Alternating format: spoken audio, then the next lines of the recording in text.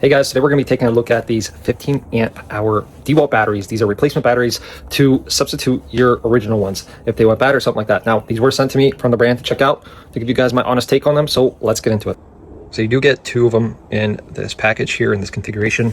And to take a look at the bottom here is a 20 volt max, 15 amp hour, 300 watt hour battery, the DCB 210. Now here it is compared to the original Dewalt 5 amp hour.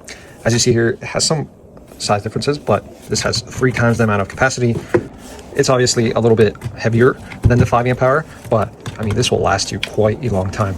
The connector up top is the same, everything is the same. They slide right on to any 20 volt max tool, lock in there, and it's not going to go anywhere.